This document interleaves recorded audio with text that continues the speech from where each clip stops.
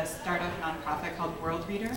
And we're actually kind of in the opposite position because we started in Barcelona and moved to San Francisco. So we're the other half of that bilateral relationship that was mentioned earlier. But what we do is we're working to bring digital books to people in developing countries. And so we do that through two types of initiatives. We have e-reader programs that we do in partnerships with schools in sub-Saharan Africa, and then we have a feature phone mobile application for reading that's available anywhere in the world.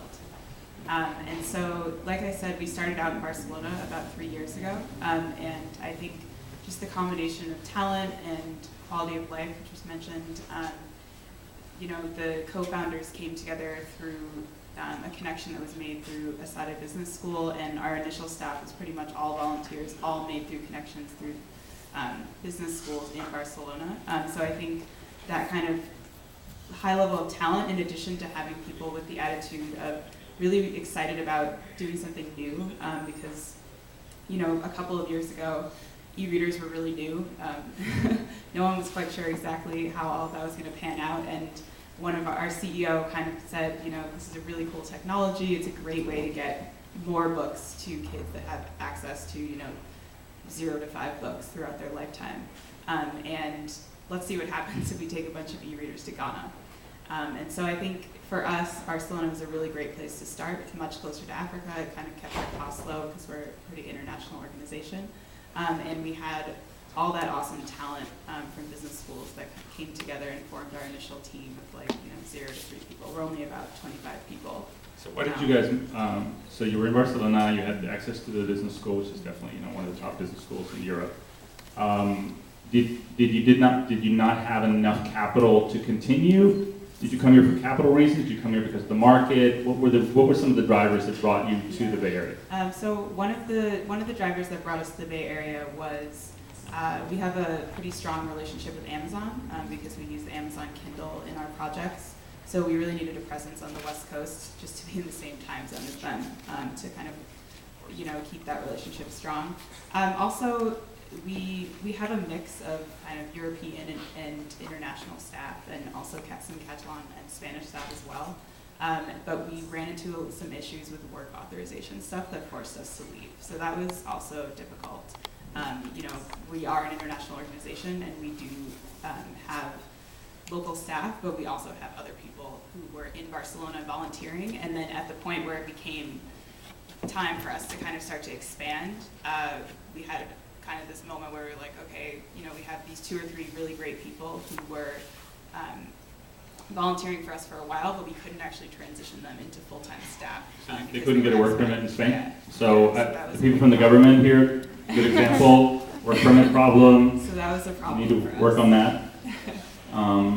Because sometimes, international talent is I think that, the ability to attract international talent, or at least 1 or 2 people that make things more easy for them, that's a big issue. One doesn't always have everybody. I want to, again, you were kind enough to come up here and pitch Barcelona, so pitch us a little bit more on your business. How do you monetize whoever you monetize? What is your business model? Sure. So we're a nonprofit. We do have a couple of sources of income. I think we make about 25% of our budget right now, but we're on our way towards about 50%. And we make money on each of our e-reader programs. We make an admin fee, and then we do a ton of work with publishers all over the world. So Europe, United States, and a lot of publishers in Africa. We have really strong partnerships with them because one of our key focuses is getting appropriate content onto both our mobile app and onto the e-reader, so that kids in schools who are using our devices have their textbooks on their device. So Kenyan students have textbooks that they need for school. They have books from local authors, that sort of thing. And so we make money also from the sales of books as well, and so do the publishers. So we have a 70-30 split with publishers to try to incentivize them to get their content digitized, and then it's also a source of income for us. Now, have you flipped the company? I mean, are you now a U.S. corporation, or are you still back in Catalonia with a predominant business here? So Barcelona is definitely still our strongest and most vibrant office. We're building our presence in San Francisco, but we've only been here less than a year. We're only about 3 years old in total. So, I think, Barcelona is still kind of a headquarters in many senses. And, we're not planning on moving completely out of there anytime soon. I think our publishing team is really strong there. And we've got just like through all the schools, we've had some amazing volunteers who've come through, and they really help us to keep our costs down, which has been really great.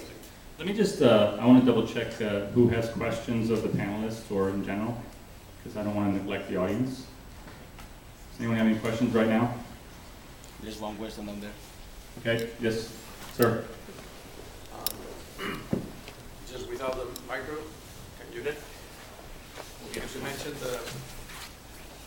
your working permit and the government participation in that. I have to say that really we're struggling to get those permits for talented people coming from not only the United States but also Japan. We had a big issue with Japanese officers. We have a lot of companies there's Japanese companies that establish facilities in Catalonia and American companies. Actually, funnily, Catalonia accounts for I think it's about 60% of all the U.S.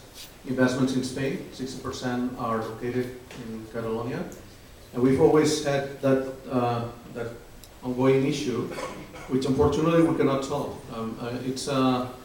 We are. I mean, right now, as we talk, I've been negotiating last week with Madrid to get permits for people like you, for example, and sadly, we're not getting to that. So my apologies for that, but are not my apologies. Actually, we're trying to get that solved, and hopefully, in the near future, we're going to have the ability from the government standpoint, the Catalan government standpoint, to solve those, because I think you're totally right. We're losing talent just because of administrative reasons that are not dictated by us, but by other people. So sorry about that.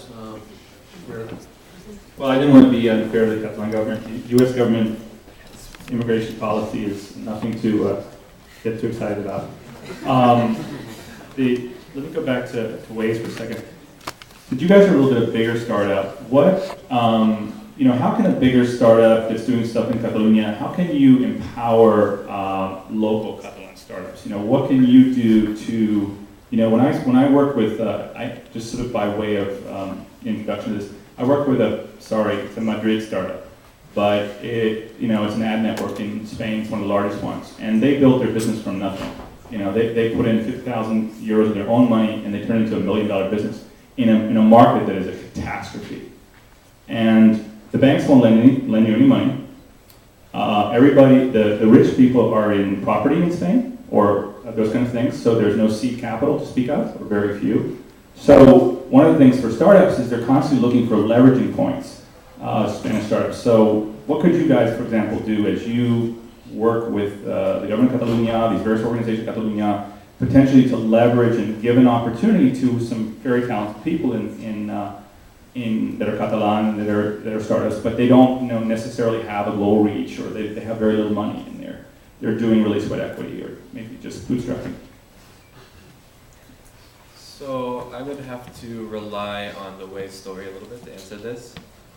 We were based in Israel. We were a couple of engineers with no connections whatsoever. And the way we did it was to work with our strengths. And we had a horrible looking product for the first 6 months or so. That was the brainchild of a few engineers in a forum that just barely worked. And in Israel, for the most part, they make products that just work, and they work well, and they do not look good, but they understand it. And at a certain point, once you have something that works and something that is viable, they move outside of Israel, they make connections to others, and then try to bring in very smart people who they're leveraging other people's creativity. The funding problem is very difficult, and I think it would be looking towards governments and looking towards very future-thinking projects like this for trying to seed smart thinkers, I think a great program would be to try to match foreign investment with local investment. It's a very difficult challenge. I want to come back to the seed funding in a second.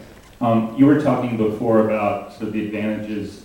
So as we were talking earlier, so Germany, for example, strongest economy in Europe, the only economy that really grew in Europe, with the exception of maybe Czech Republic and Slovakia or somebody. Were you able to, despite moving, going to Barcelona and the rest of it, you sort of saw this as not really impacting, you could build your business pan-nationally throughout Europe, being in Barcelona, not a problem. Is that correct? Yeah, that's a turn off. There you go. Yes, that's correct. And that takes me to the last point I want to mention about Barcelona, which is quality of life. I lived in Berlin for 5 years, and I said I want to go to Barcelona because there's sun. But Barcelona has 3 times the amount of sun hours that Berlin and London has, and for me that was reason enough to go there. I didn't look at the economy. No, but to be serious. Airbnb is a model that is based on tourism, and if Spain has one thing, then it's tourism. Spain is, depending on which metric you look at, is either number 2 or number 4 worldwide in tourism. It is actually growing. The tourism to Spain is growing. So what Airbnb does is basically bring this tourism a little bit away from the traditional accommodation industry and brings it to the people. And Airbnb was actually already existing in Spain, in Barcelona and Spain. Before we arrived there, we only grew and we said, okay, since we grow so much there, we need to be closer to our community and need to open the office there. And that was also one of the reasons for Barcelona, because almost 50% of our business in Spain is happening in Barcelona. Whatever happens in Spain happens in Barcelona first, so we had to be there. But talking about the general situation, so I think if I was a startup today, I would say I wouldn't want to go to Barcelona if it is a startup that has something to do with tourism. Or I would That has something to do with tourism, or it has not something to do with tourism? That has something to do with tourism. If it's a consumer startup, or maybe also B2B startup, and it's addressed at the Spanish market. But I think it's actually, I mean, if you look at Barcelona, I think right now, I'm from Germany, so my first company I started in Berlin, which was kind of obvious at that moment, but right now I would say, I could start any company in Barcelona. Doesn't necessarily have to be addressed to Spain, can be addressed to all Europe, can actually be addressed to the whole world. Barcelona has everything you need if you want to start a company, and it has great connectivity, so you get to everywhere in Europe within 3 hours. So I think there's no reason to not really start a company in Barcelona other than if it's directed to the Spanish market. And it's not tourism. I want to ask you another question. If you look at Silicon Valley, the strength of Silicon Valley is we have a whole generation of entrepreneurs.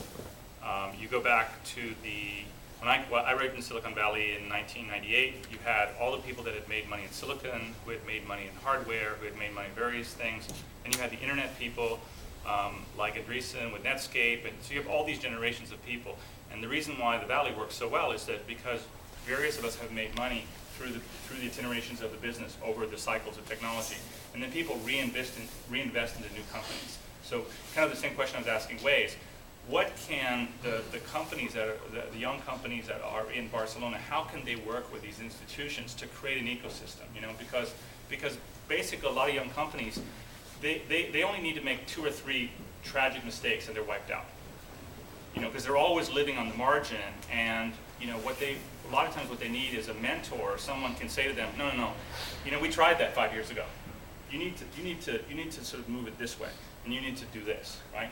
So what would you, like as a company that's doing things, are there some things that you could do, for example, let's say working with, Catalan app developers who want to develop apps for what you're doing, or whatever the case might be? What are the kinds of things that you would kind of recommend to the folks here that are here from the government and from the institutions to help out, to start to create that ecosystem? So just to understand, we're talking about startups that are started in Barcelona and how they can develop there. Correct, and using a global company like yourselves, to kind of leverage, if you wish. I think what we can do as global company, even though I consider ourselves in Barcelona a startup because Right, sure. we started everything from scratch there and so on, and basically had to build the model out of nothing, but almost nothing. But I think what we can do is obviously cooperate with local startups. So we try to find synergies and try to basically help each other. And there are a lot of startups in tourism in Barcelona that we've been talking to, and we've tried to find ways to cooperate with. So that would be the first Is there step. something that, do you think there's something that, when we hear that, let's say, is there something the government in Catalonia or some of these other institutions we talked about that could help you? Like he was mentioning, maybe some kind of there's a company, they want to raise, let's say, 500,000 euros in seed money. Maybe the government can do a euro for euro contribution up to a certain amount. I mean, I found that the biggest problem with young companies is that initial $1 million investment. People don't really understand. It's like the initial $1 million investment is that is like, that's probably 100 startups. 95 of them don't make it because they never actually managed to get that first $1 million. Because once you get that first $1 million, you actually can start to, things start just happening, and you sort of, go down. And I'm not saying in one tranche. It might be 250,000 and then 500,000, 750,000, right? But if there was a way that the government could provide some grant money that supplements the private capital, then you would basically, if you're a seed investor, you look at this public money, and you at least can say, well, I'm putting in $100,000.